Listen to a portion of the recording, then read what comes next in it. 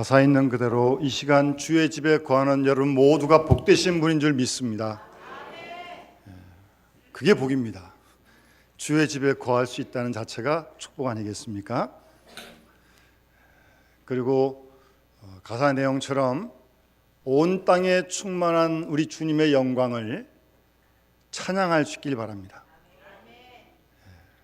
찬양대도 찬양할 뿐만 아니라 여러분도 생활 속에서 내일도 찬양하시고 토요일도 찬양하시고 학교에서도 직장에서도 가정에서도 온 땅에 충만하신 주의 영광을 찬양하는 그런 우리 모든 믿음의 식구들이 되었으면 하는 마음이 간절합니다. 아까 불렀던 찬송가, 그 어린이 주일 때 부르는 찬송가인데 그 어린이 주일 때만 부르면 안 될 것 같아요. 보니까 자주 불러야 될 것 같아요. 주의 발자취를 따름이 어렸을 때 교학에서 많이 불렀던 찬송인데 어찌 즐거운 일 아닌가, 어찌 행복한 일 아닌가, 어찌 든든한 일 아닌가. 뭐가요? 주의 발자취를 따르는 게 말입니다. 발자취를 잘 따라가야 됩니다. 허튼 데 가면 안 됩니다. 주님 발자취를 잘, 또 그게 발자취를 따라가자 기쁜 마음으로, 이왕 가는데 기쁜 마음으로 가야지. 얼굴 찌푸리지 마시고요. 그렇죠? 기쁘게 가야죠. 발자취를 따라가자. 따라합시다. 찬송하며 즐겁게, 찬송하며 즐겁게. 아멘. 찬송하면서 즐겁게 주님의 발자취를 따라가는 것이 신앙생활입니다.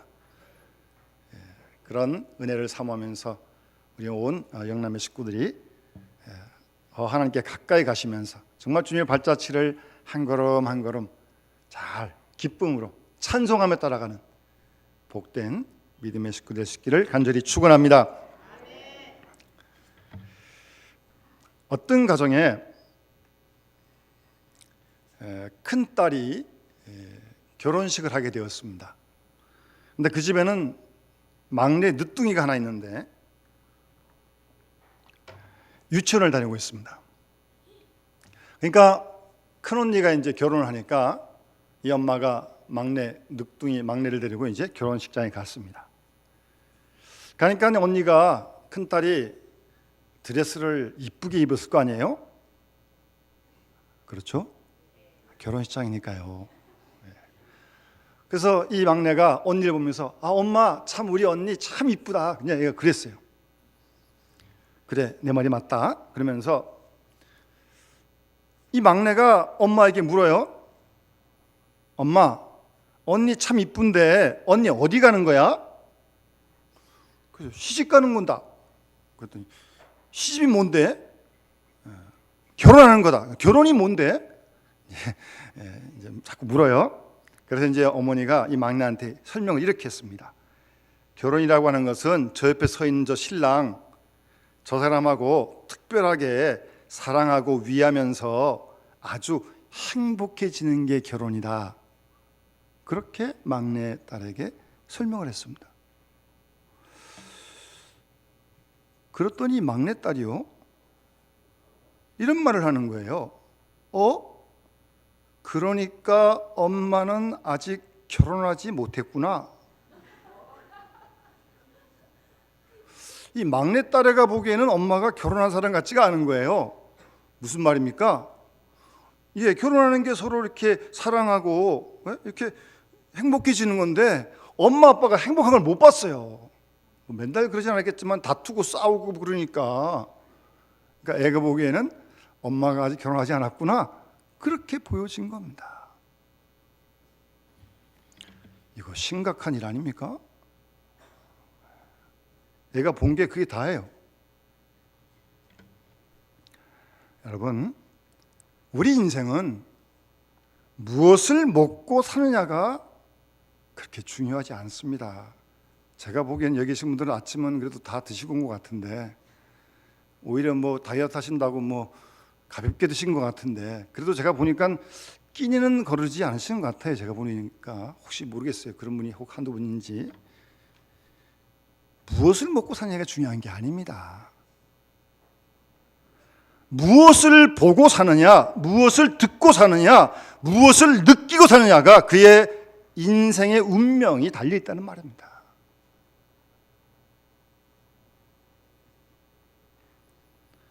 특별히 어린 시절에 특별한 경험을 얻음으로 해서 큰 인물이 된 사람들이 많이 있습니다. 우리 교회 역사에 보게 되면 초대교회 때 서머나 감독이었던 폴리갑이라고 하는 순교하신 분인데, 이분은 9살 때 중생을 체험했습니다. 그 유명한 머투헬리라고 하는 주석가는 11살에 하나님의 특별한 은혜를 경험했고요. 스펄전이라고 하는 세계적인 목사님은 12살 때 영적인 깨달음을 얻게 되었다고 합니다. 어렸을 때 말이에요. 제가 얼마 전에 어떤 그 연구 보고를 보았는데요, 세계적인 체계 공영자 CEO들을 한번 이렇게 조사해 봤는데, 놀라운 것은요, 50명을 추렸는데 세계적인 체계 경영자 모든 50명의 사람들이 좋은 가정을 이루고 있다는 사실입니다. 좋은 가정. 특별히 그 50명 중에 47명이 본처하고 살고 있다는 사실입니다. 얼마나 당연한 건가요?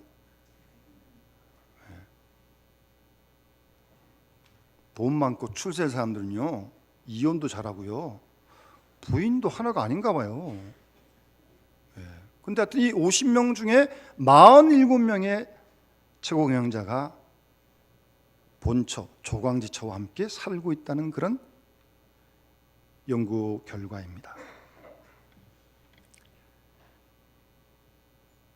더 충격적인 일은 이 모든 이 최고 경영자 47분이 어렸을 때에 좋은 기억이 있다는 겁니다.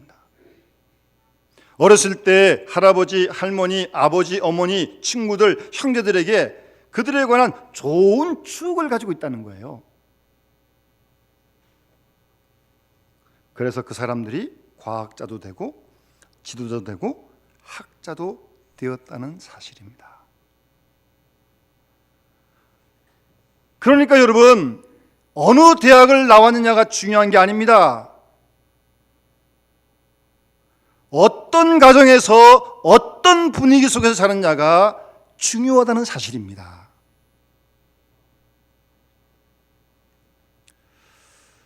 그런데 뭐 우리가 가정을 선택할 수 있는 건 아니잖아요. 나는 요 가정에서 태어나겠다, 그럴 수는 없잖아요. 그건 내 마음대로 되는 게 아니잖아요. 그래서 그런 의미에서 복을 받아야 하는 겁니다. 내가 가정을 선택한 게 아니잖아요.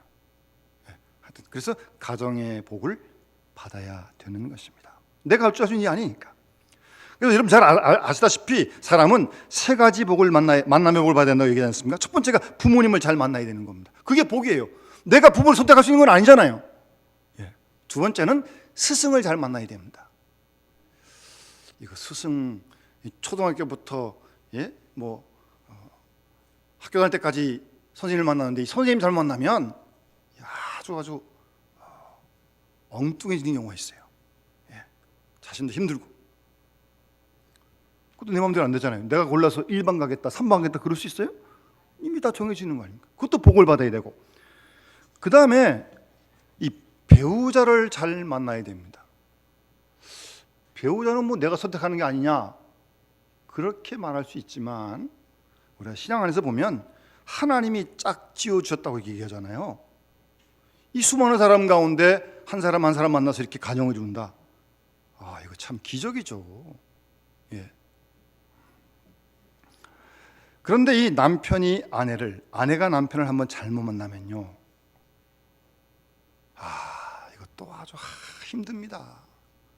평생 힘듭니다.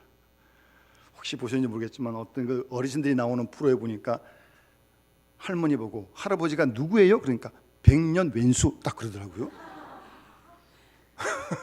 할머니가 거침없이 말씀하시더라고요. 평생 많이 힘드셨나 봐요, 할머니가.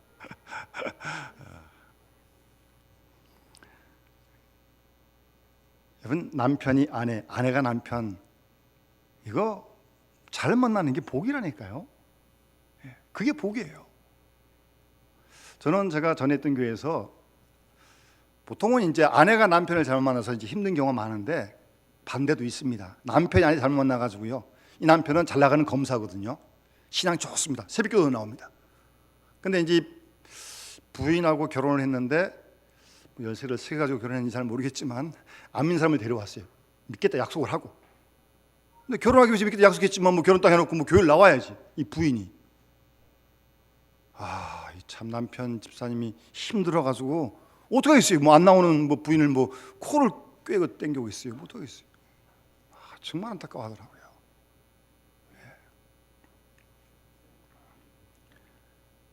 서로 피곤한 인생을 살 수밖에 없어요. 그러니까 잘 만나는 게 복이란 말씀입니다.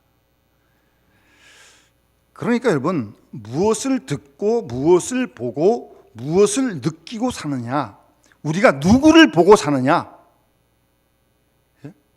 더 나아가서 내가 누구를 존경하고 사느냐, 아주 중요한 문제입니다. 여러분 누구를 존경하고 사십니까?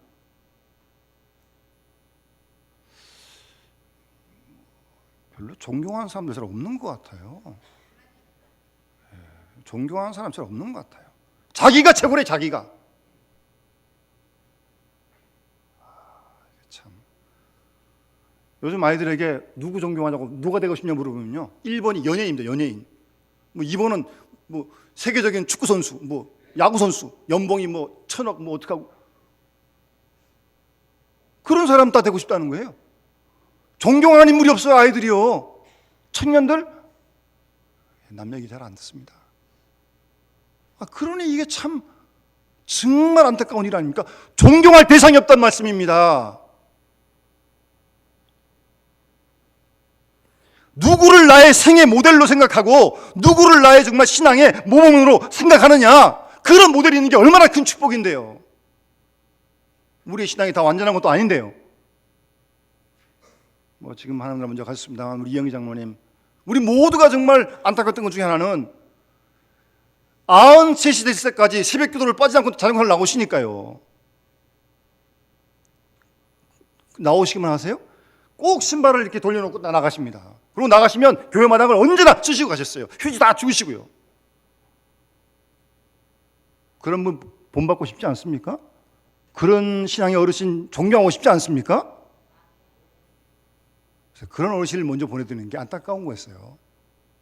같이 또 신앙생활 하면서 정말 그분의 신앙을 더 우리가 존경하고 배우고 싶은데 그러질 못해서.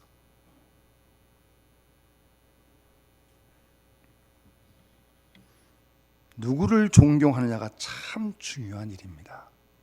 어떤 분을 내 생애 모델로, 내 신앙의 본으로 좀 모실 수 있을까? 그것이 아주 중요한 문제라니까요. 그런 분을 만나는 게 복이고요. 좀 더 그분의 그런 신앙을, 우리 자녀들이 부모님을 보면서 우리 부모님의 그런 신앙을 나도 좀 배우고 싶다, 본받고 싶다, 그런 마음이 든다면 그 얼마나 그 복이겠어요.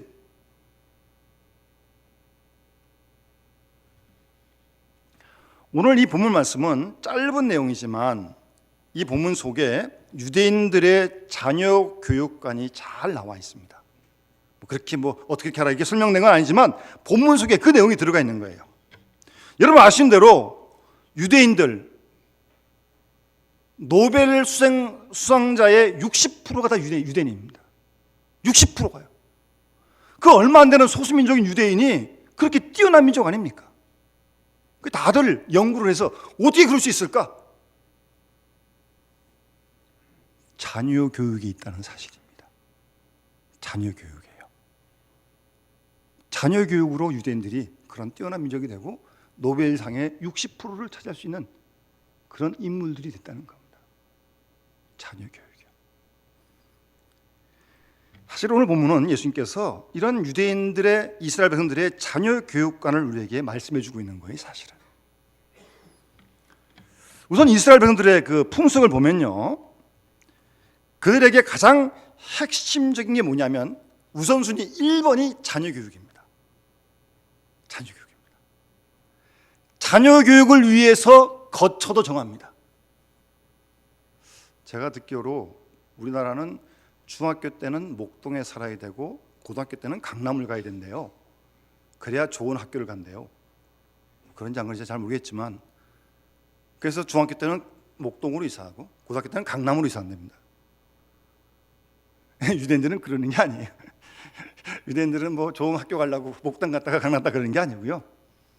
유대인들은 자녀 교육을 위해서 철저하게 회당 가까이에 집을 구합니다. 걸어서 회당에 갈 수 있는 그곳에다 집을 구합니다. 뭐 공기가 좋냐 안 좋냐, 환경이 좋냐 안 좋냐 그런 거 따지지 않습니다. 회당.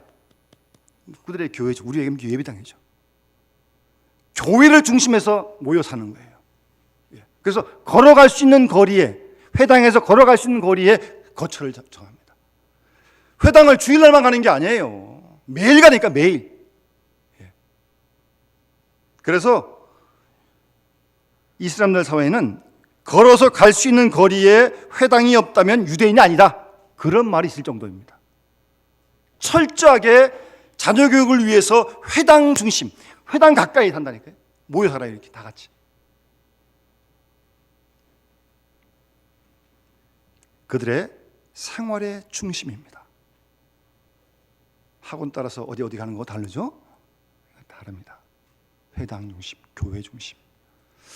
제가 이 말씀을 준비하다가 여러분 몇 년 전에 그 남아프리카 수단의 선교사였던 고 이태석 신부님, 그 부산 영도 분이신데, 영도는 자그마한 섬이거든요. 물론 뭐 평지가 조금 있긴 하지만 약간 언덕들이 많습니다. 그러니까 이렇게 뭐 별로 놀 데가 잘 없어요. 그러니까 이 신부님이 어렸을 때부터 늘 성당 가서 놀았어요. 보니까 성당 가서. 성당 가서 노는 게 일부였어요. 거기서 뭐 하여튼 뭐 미사도 하고 생공부도 하고 뭐 하여튼 뭐 기타도 치고 하여튼 뭐 그랬던 분이 그런 선교사로 헌신을 하고 본인 몸이 하여튼 잘못되는 것도 모를 만큼 하면서 그 복음을 전하는 그런 아름다운 생을 살다가 결국 하나님 나라를 먼저 갔지 않았습니까? 그러니까 그분에게는 교회가, 성당이 그 생활의 꿈이었고 전부였어요. 이스라엘 사람들은 회당이 그들 삶의 중심입니다. 교회가 중심. 항상 그래서 교회 가까이. 그리고 유대인들은요, 이스라엘 사람들은 이 율법, 하나님 말씀, 물론 그들은 이제 구약만 믿는 거죠. 예수를 안 믿으니까. 하여튼 율법, 하나님 말씀과 탈무드, 그들의 전승입니다. 이 두 가지에 절대적으로, 이 두 가지에 집중을 합니다. 어느 정도인가 하면 어떤 유대인들의 그 고등학교에서는 오전 시간 내내 하나님 말씀과 탈무드만 읽는답니다. 그걸 읽고 함께 토론하고, 점심 먹고 난 다음부터 그다음부터 학과 공부한대요. 학과 공부는 오후에 안 돼요. 오후에. 그 정도로 율법과 하나님 말씀과 탈무드, 그들의 신앙 전승, 거기에 집중을 합니다.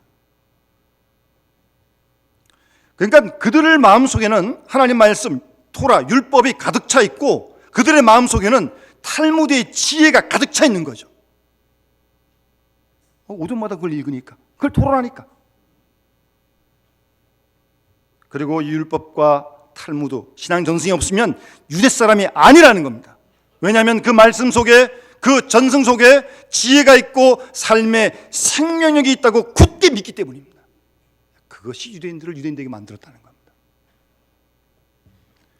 한 가지 더, 이스라엘 사람들에게는 자녀교육을 시킬 때 어렸을 때부터 존경할 사람을 가리킵니다. 존경할 사람을 가리킵니다. 그것도 먼 옛날에 있는 모세, 다윗, 옛날 사람 얘기하는 게 아니에요. 지금 살아있고 눈에 볼 수 있는 현재적인 사물을 가리켜서 너는 이 사람을 본받아야 돼. 가서 보여주면서 그 사람을 뵙게 하면서 그렇게 자녀교육을 시키는 겁니다. 이제 그 중에 한 사람이, 대표적인 사람이 랍비입니다. 회당에 있는 선생님 랍비입니다. 랍비는요, 잘 사는 사람 아닙니다. 부자 아닙니다. 랍비는 공부를 많이 한 학자도 아닙니다. 지혜가 많은 사람이죠. 하나님 말씀에 능통하고. 그래서 부모님들은 회당에 가서 랍비를 존경해라, 랍비처럼 되라, 지혜의 사람이 되라, 그렇게 자녀들에게 가르치는 겁니다. 존경을 실제 생활 속에서 가르치는 겁니다. 여러분, 사람을 존경할 줄 안다는 것 대단히 중요한 일입니다.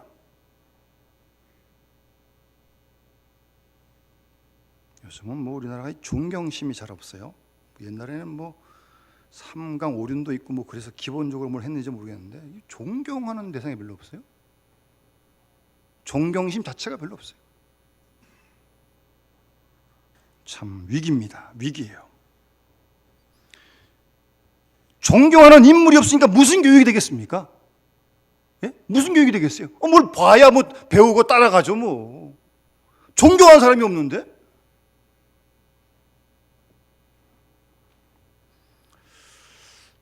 우리 교육자들도 제가 이제 후배를 좀 만나서 뭐 교육자들 이제 임지 문제가 이제 좀 중요한 문제 아닙니까? 좀 얘기할 때가 있는데 제 후배들 만나서 얘기할 때 그렇게 얘기합니다. 사례 많이 준다고 가지 마라. 교회 크고 작고를 떠나라. 그 교회 목사님에게 가서 내가 그 목사님의 목회를 배울 수 있고 존경할 수 있는 그분을 찾아가라. 하여튼 어렵더라도 그렇게 한번 해보자. 그렇게 얘기를 하고 기도를 합니다. 저도 이렇게 지난 시간을 돌이켜 보면서 제가 신학교를 졸업하고 어떤 교회 전도사로 부임을 했는데 그 교회에 그 당시에 이제 원로 목사님이셨습니다. 은퇴하시고 그래도 한 달에 한 번 설교를 하셨습니다. 저는 그 목사님을 만난 것이 저에게 개인적으로도 그렇고 제 목회에도 큰 정말 은혜라고 복이라고 그렇게 믿습니다. 이분이 1일 넘으셨는데요. 남산 도서관 가시고요. 일주일에 한 번씩. 또 관악산 전철 타고 등산 가시고요. 그 신촌이었는데 그 학교들 많이 있잖아요. 무슨 강연회 하면 강연회 들으러 대학교 가시고요. 그리고 한 달에 한 번 설교를 하셨는데 초저녁에 저녁 드시고 일찍 주무십니다.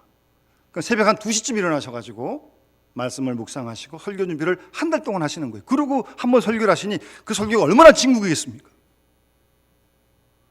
그러면서 그 어르신이 설교 때마다 빠지지 않는 말씀이 있어요. 그리스도의 인격을 내용으로 한 알찬 그리스도인이 되시오 그러시는 거예요. 신학교 졸업하고 처음 갔는데 도대체 그 말씀이 무슨 말씀인지. 그리스도의 인격을 내용으로 한 알찬 그리스도인이 되시오. 뭐 한 달에 한 번 계속 들으니까 뭐 못이 베끼도록 도대체 무슨 말씀인지 이해가 잘 안 되는 거예요. 그러나 시간이 흐르면 흐를수록 정말 그 어르신의 이 가르침이 정말 목회에 우리 성도들의 신앙생활의 방향에 정로를 정확하게 말씀해 주시는구나. 예? 왜 우리가 하나님께 가까이 가려고 그러는 겁니까? 왜 그리스도를 따라가 발자취를 밟아가려는 겁니까? 그리스도의 인격을 내용으로 한 알찬 그리스도인이 되기 위해 되는 거 아니에요? 저는 우리 교인들이 그렇게 될 수 있도록 제가 섬기고 기도합니다. 뭐 다른 거 다 좋은데 이게 알차지 못하고 속이 텅 비어 있으면 이거 큰일 아닙니까? 남들은 다 와 해주는데 속이 완전히 빈 강정이면 이거 어떡합니까 이거? 지금도 뭐 어르신 물론 하나님을 가셨습니다만 참 제가 고맙게 생각하고 존경합니다. 참 그런 목사님을 만난 자체가 복이었고요.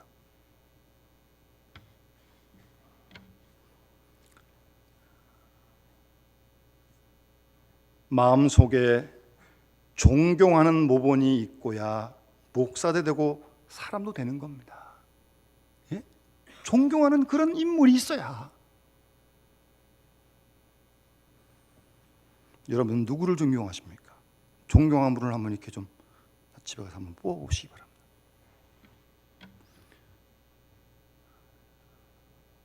그래서 자녀들을 회당에 보내서 랍비를 보라는 거예요. 랍비. 저 선생님을 닮으라는 겁니다. 그래서 부지런히 자녀들을 회당에 보내는 것입니다. 그럼 오늘 이 본문 말씀도 여러분 예수님 당시에 뭐 교통이 좋을 리가 없잖아요. 그러니까 예수님이 지금 거기 딱 오시니까 이 부모님들이 아이를 데리고 예수님 만나러 온 거는 그냥 뭐 예수님 유명하다 그리고 온 게 아니고 예수님을 좀 본받아라.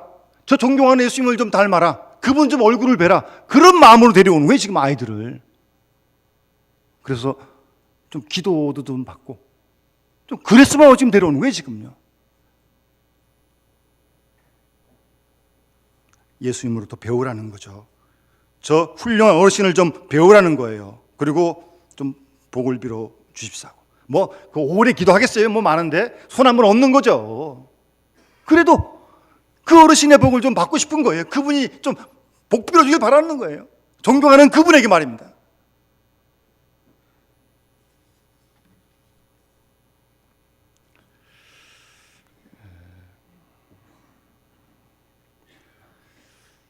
지금도 과천 어떤 교회는요, 한 달에 한 번, 주일날마다 이렇게 똑같이 예배를 드리고, 한 달에 한 번 토요일날 저녁 때 모든 가족이 아이 어른 갈 것이 다 같이 모입니다. 그리고 같이 예배를 드립니다, 한 번. 그리고 가정 단위로 나눠가지고 말씀 가지고 소그룹 모임을 합니다. 초등학교만 되면 요즘 애들 다 그거 할 줄 알거든요. 할 수 있어요. 말씀 가지고 나누는데 그러면서 아이들이 그 어르신들과 함께 부모님과 함께 예배하는 그 분위기를 보게 하는 거예요. 느끼게 하는 거예요. 전 중요하다고 생각을 합니다. 저도 기억에 어렸을 때 제 어머님 따라가지고 수요기도회, 주일 저녁 예배 갔던 기억이 지금 나요. 애들이 그런데 안 가도 되는 거죠. 하여튼 어머님 따라 저녁 때 하여튼 그때 저녁 예배를 드렸으니까요. 수요일도 가고 그런 기억이 나는데요. 경건한 분위기를 그들이 보고 배우는 것입니다. 여러분 분명히 기억하십시오. 교육은 지식으로 되는 게 아닙니다. 감동으로 되는 겁니다. 감동으로. 몰라서 안 납니까? 감동을 받아야 움직이는 거죠. 마음을 좀 꿈틀꿈틀거리도록 움직여야 좀 움직이는 거죠.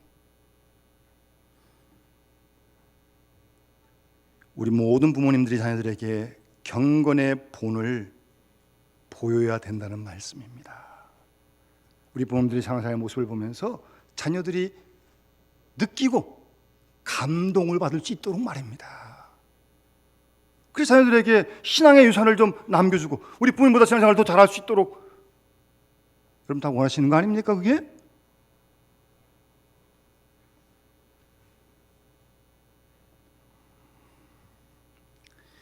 존경할 사람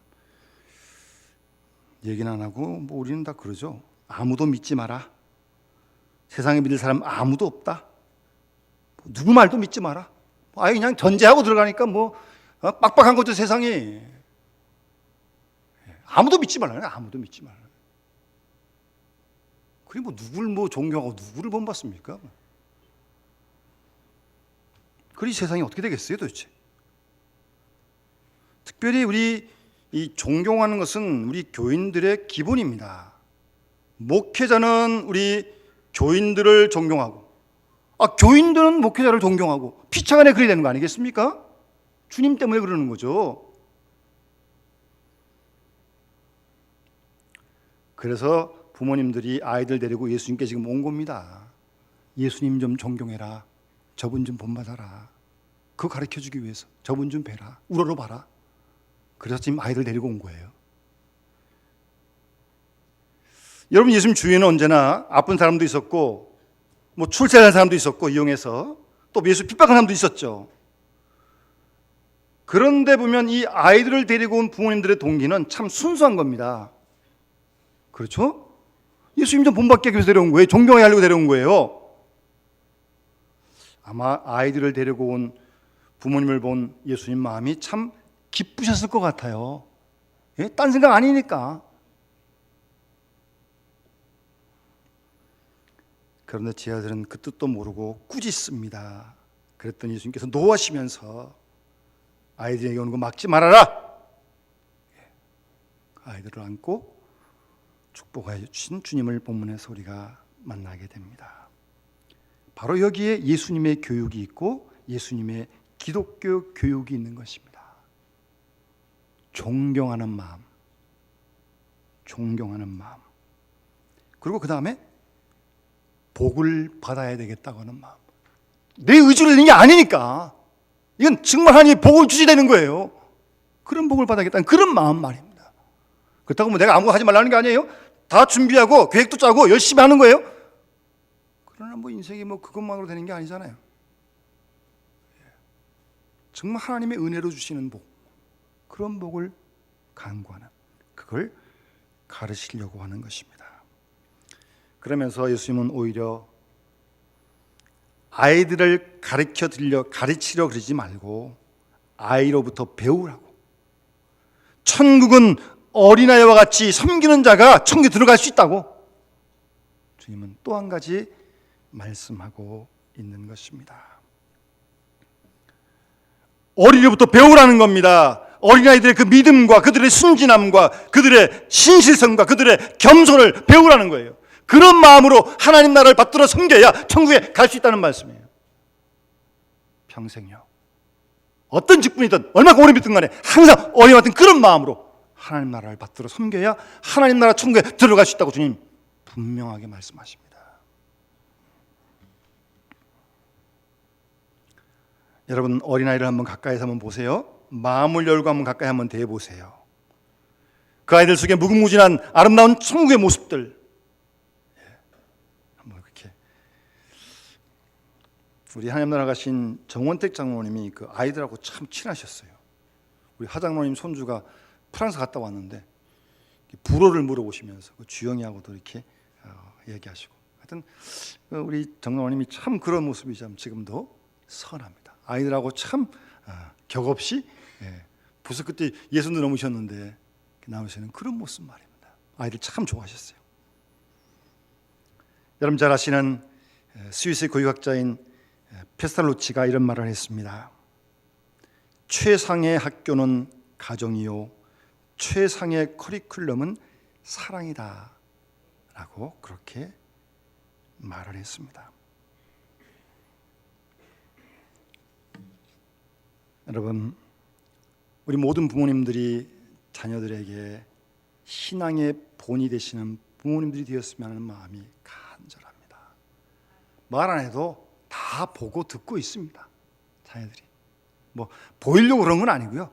우리 부모님들을 위해서도 그렇게 하는 것이 부모님에게도 복이요 자녀들에게 큰 복 아니겠습니까? 그래서 부모님들이 나중에 하늘나라 가시면 자녀들이 부모님을 기억하면서 신앙적으로 우리 부모님은 이런 분이셨다, 교회를 이렇게 사랑하고 하나님 이렇게 사랑하고 이렇게 기도했고 이렇게 봉사했고 이렇게 이웃 사랑을 했다, 그렇게 기억되고 그런 좋은 모습들을 닮아갈 수 있는 자녀들이 될 수 있도록요. 더 나아가서 자녀들이 신앙적인 존경할 분을 만나도록 기도해야 됩니다. 그거 복 받아야 되는 거예요. 아이들이 만나는 교사나 친구들, 여러 선생님들 중에서 정말 신앙적으로 아이들에게 좋은 존경받을 수 있는 그분을 만나는 게 얼마나 큰 복인데요. 그들을 만나서 아이들이 감동을 받고 그들이 변한다면 이건 뭘로 바꿀 수 없는 귀한 선물이죠. 한 걸음 더 나가서 우리 모두가 연세가 어떻게 되셨든 간에 어린애 같은 그런 마음으로 하나님 나라를 받들어 섬기는 그런 신앙생활을 오늘도 내일도 하나님께서 부르신 그날까지 우리가 해가야 할 줄 믿습니다. 이제 끝나고 부를 찬송가인데 저는 그 찬송가를 참 좋아하고 어거스틴이 작사한 찬송가인데요. 가사의 내용을 잘 한번 생각하시면서 우리 찬송가 566장 함께 찬양 부르시면서 우리 봉헌하도록 하겠습니다.